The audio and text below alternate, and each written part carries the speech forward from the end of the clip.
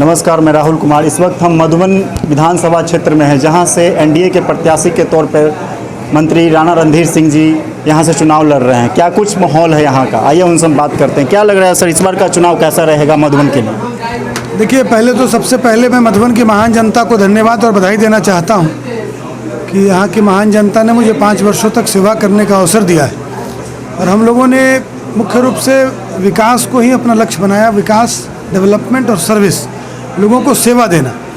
और उस नाते यहाँ करीब 300 करोड़ रुपया 5 वर्ष में लाने का काम मैंने किया है। 137 नई सड़कें बनी हैं, 70 पुरानी सड़कों के मरम्मती का कार्य हुआ और 70 ऐसी सड़कें जो कोर नेटवर्क में शामिल नहीं थी उनको शामिल कराया है। तो कुल मिला के 283 नई सड़कों का निर्माण, सड़कों पर काम, 8 पुलों का निर्माण, 2-3 पुल तो बन गए। ककड़हिया नाले का पुल बन गया, उदरा घाट के पुल निर्माण का कार्य चल रहा है, सिसनी में लक्ष्मी नारायण घाट पर पुल का काम चल रहा है।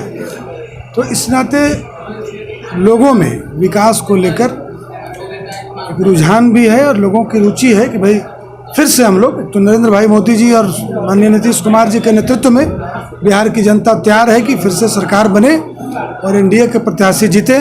क्योंकि मैं यहाँ भारतीय जनता पार्टी की तरफ से लड़ रहा हूँ, तो लोगों का मन मिजाज बना हुआ है कि भारतीय जनता पार्टी के उम्मीदवार को भारी बहुमत से जिताने का काम करेंगे। हर बार की तरह सर इस बार का चुनाव थोड़ा सा डिफरेंट देखने को मिल रहा है। यहाँ से आपका आरजेडी से भी हैं, जाप से भी हैं और बसपा से भी हैं। सर कैसा रहेगा चुनाव इस बार? देखिए, मुकाबला कैसा रहेगा? जनता सब समझती है और उसको मालूम है कि किस तरह से कोरोना महामारी में देश के प्रधानमंत्री ने, बिहार के मुख्यमंत्री ने किस तरह से लोगों की सेवा की।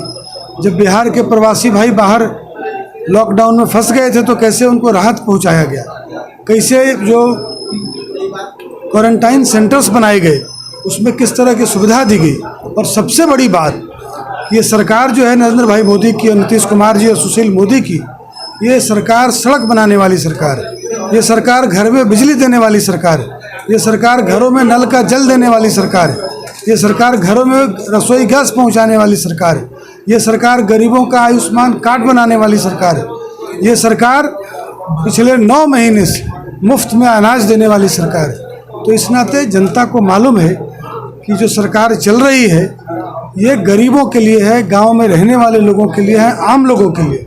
और ऐसी सरकार को फिर से बिहार की महान जनता सम्मान के साथ सरकार में लाने का काम करेगी। इस बार का चुनाव सर, रोजगार बहुत बड़ा एक मुद्दा बनता जा रहा है। कभी आरजेडी की तरफ से बोला जाता है, कभी बीजेपी की तरफ से बोला जाता है। आखिर ये माजरा क्या है? अगर बीजेपी 19 लाख रोजगार देती है तो किस किस सेक्टर में देगी सर? देखिए, भारतीय जनता पार्टी ने तो लगातार, माननीय प्रधानमंत्री जी ने स्किल डेवलपमेंट पर जोर दिया। हर अनुमंडल में ITI कॉलेज का निर्माण शुरू है, कहीं कहीं तो तैयार हो गया बन के। हमारे यहाँ मधुबन में 16.5 करोड़ की लागत से ITI भवन का कार्य शुरू हो गया। तो इस नाते स्किल का डेवलपमेंट हो। देखिए, भारत जो है वो युवा राष्ट्र है, यहाँ सबसे ज़्यादा संख्या जो है वो युवाओं की है और देश से, भारत से अगर पूरी दुनिया को संभावना है तो युवाओं की वजह से संभावना है। और ऐसे युवा को अगर स्किल्ड कर दिया जाए, और स्किल करने के लिए सबसे ज़रूरी है कि अनुमंडल के स्तर पर, ब्लॉक के स्तर पर इस तरह के इंस्टीट्यूशंस हो जहां हमारा नौजवान स्किल्ड हो जाए और उसको रोजगार के बहुत सारे अवसर मिले।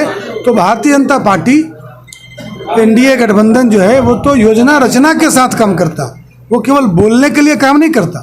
जब माननीय प्रधानमंत्री जी कहते हैं कि हम किसान भाइयों की आमदनी 2 गुना करेंगे तो उसकी योजना रचना भी आती है। उसके लिए किसान सम्मान निधि का प्रावधान भी होता है और किसान भाइयों को साल में 6-6 हज़ार रुपये सहायता राशि भी मिलती है। किसान भाइयों को फसल सहायता भी मिलती है, किसान भाइयों को फसल क्षति भी मिलती है। और मैं जिस विभाग का मंत्री हूँ, पहले वहाँ मात्र 40-45 लाख किसान भाई सरकार की विभिन्न योजनाओं का लाभ ले पाते थे, लेकिन आज ये संख्या बढ़कर 1 करोड़ 30 लाख से ऊपर हो गई। मतलब समझिए कि सरकारी योजनाओं का लाभ पिछले 3 वर्षों में 1.25 करोड़ से ज़्यादा किसान भाई उठा रहे हैं। आप सर बीजेपी के वरिष्ठ नेता हैं यहाँ, चिराग पासवान जी जो राष्ट्रीय अध्यक्ष हैं एलजेपी के, उन्होंने कुछ दिन पहले ट्वीट करके कहा है कि बीजेपी को बढ़ाना है, नीतीश को हटाना है। आखिर सर ये माजरा है क्या? देखिए, ऐसा है कि लोकतंत्र की ये खूबसूरती है कि आप आपसी यहाँ तो विरोध कोई व्यक्तिगत होता नहीं। और ऐसे कितने अवसर आपने देखे हैं कि कोई पार्टी राष्ट्रीय गठबंधन में रहते हुए भी विधानसभा के चुनाव में अलग अलग लड़ती है। तो कोई ये पहली बार हुआ है ऐसा नहीं है। और चिराग पासवान जी की पार्टी है, पहले से पार्टी रही है और वो अकेले लड़ रहे हैं बहुत जगहों पर, तो उनका अपना निजी फैसला है। लेकिन जहाँ तक है आज भी चिराग पासवान स्वर्गीय रामविलास पासवान जी की पार्टी जो है वो एनडीए गठबंधन का हिस्सा है। केंद्र में लग रहा है अभी भी चिराग पासवान जी एनडीए गठबंधन के हिस्सा हैं? बिल्कुल है। सरकार में, केंद्र सरकार में तो हैं ही और राज्य सरकार में भी उनकी हिस्सेदारी थी। लेकिन सर अभी भी आगे रहेगी या फिर उनको हटा दिया जाएगा?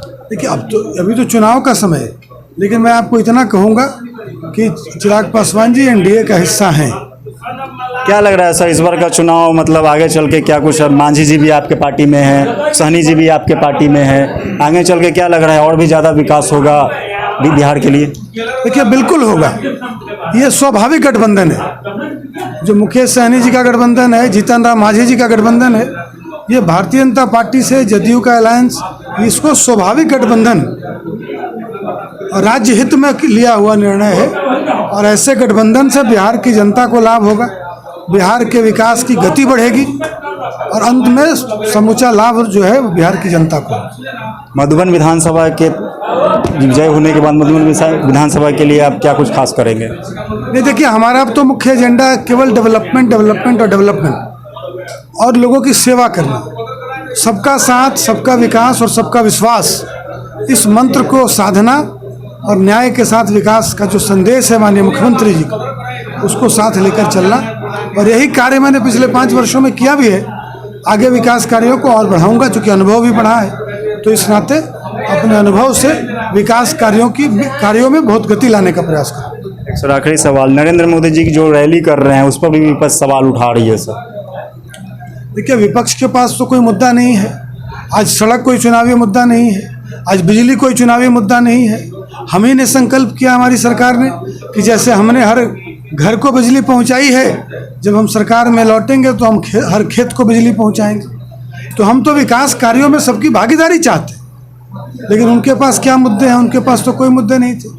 उनको किसने मना किया था कि आप बिजली का कनेक्शन हर घर को मत दीजिए?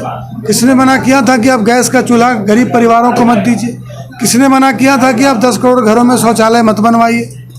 अब उनके पास तो वो तो अपनी पारी खेल चुके, लोगों को कुछ दिया नहीं। जाति और धर्म के नाम पर समाज को बांटने का काम किया है। भारतीय जनता पार्टी एनडीए गठबंधन देश को और समाज को जोड़ने का काम करती है, विकास की गति को आगे बढ़ाने का काम करती है। और हमारा जो संकल्प है कि सबका साथ, सबका विकास और सबका विश्वास के साथ हम नए भारत का निर्माण करेंगे, नए बिहार का निर्माण करेंगे और इसी सपने के साथ हम आगे बढ़ रहे हैं। अब मधुबन के साथ साथ पूरे बिहार को क्या संदेश देना चाहेंगे? देखिए एक विशेष अवसर है, देश में और बिहार में पहली बार ऐसा संयोग बना है 32 वर्षों के बाद कि जो सरकार दिल्ली में है वही सरकार पटना में है। और इस संयोग से आपने देखा कि पटना में मेट्रो आ गया। कैसे बेटियों के लिए, बेटियां हमारी इंटर पास करेगी, उसको 25,000 रुपया मिलेगा आगे की पढ़ाई के लिए। वो ग्रेजुएट हो जाएगी हमारी बेटी, उसको 50,000 रुपया मिलेगा। और ये तो सभी जाति, सभी धर्म के लिए है। तो सरकार कोई भेदभाव नहीं करती है। विकास के कार्यों में जहाँ सड़क बनाती है सबके लिए बनाती है, नल का जल सबके लिए है, गैस का चूल्हा सबके लिए है, बिजली का कनेक्शन सबके लिए है, पुल का निर्माण सबके लिए है, आयुष्मान भारत कार्ड सबके लिए है। इसलिए सरकार सबका साथ और सबका विकास और सबके विश्वास के मूल मंत्र का पालन करती है। तो ये थे राणा रणधीर सिंह जी, जो कि मधुबन विधानसभा के एनडीए प्रत्याशी के तौर पे हैं। इनका साफ तौर पर कहना है कि सबका विकास, सबका साथ, यही स्लोगन के साथ हमारी सरकार आगे बढ़ेगी। सहयोगी राजा तिवारी के साथ मैं राहुल कुमार।